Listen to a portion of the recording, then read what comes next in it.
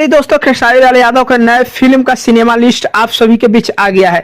दोस्तों जैसे कि आप सभी को पता होगा कि खेसारी लाल यादव का जो फिल्म है अग्नि परीक्षा, इस फिल्म का आप सभी के बीच जो है होली के शुभ अवसर पे रिलीज किया जा रहा है।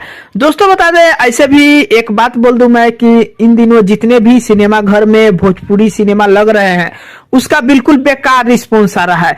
सिर्फ खेसारी लाल की बात मैं नहीं कर रहा हूं, चाहे और भी एक्टर कलाकार हो गए, सभी के फिल्म ऐसे ही चल रहे हैं। कारण यह है कहीं ना कहीं भोजपुरी इंडस्ट्री से लोगों का लगाव बहुत कम रह चुका है। और दोस्तों बता दें, खेसारी लाल यादव का सिनेमा लिस्ट देख के मुझे और भी आश्चर्य हो रहा है कि सिर्फ यूपी और बिहार में ही देखने को मिल रहा है, अदर स्टेट में और कहीं नहीं दोस्तों भोजपुरी सिनेमा का नाम मिल रहा है।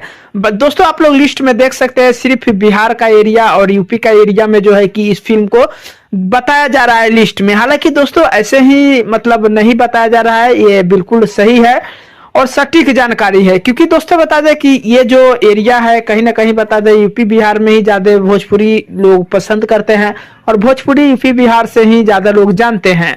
तो दोस्तों आप लोग एरिया देख सकते हैं, आप लोग जहां से भी लिस्ट में नाम भी देख सकते हैं। आपके नजदीकी सिनेमा घर में लगा है कि नहीं, इसके बारे में आप लोग देख करके जरूर कमेंट में बताइएगा। बाकी चलिए क्या कुछ रिस्पॉन्स होता है जब कल होली के शुभ अवसर पे आएगा फिल्म, तो विशेष बात किया जाएगा। दोस्तों एक बात और बता दूं, जितना फिल्म के जो है हॉल थिएटर से कमाई होगा उससे ज्यादा तो हमें लगता है यूट्यूब के गाने रिलीज होने से कमाई होता है। बाकी दोस्तों अपना राय इसमें कमेंट बॉक्स में जरूर बताइएगा। मेरा तो जहां तक ओपिनियन है कि अब ज्यादा गाने से ही कमाई करेंगे, क्योंकि आप सभी समझ रहे हैं 27, 28, 29 सिनेमा घर है, वो भी बिहार के कुछ ऐसे चुनिंदे स्टेट में जो कि आप लोग देख ही रहे हैं।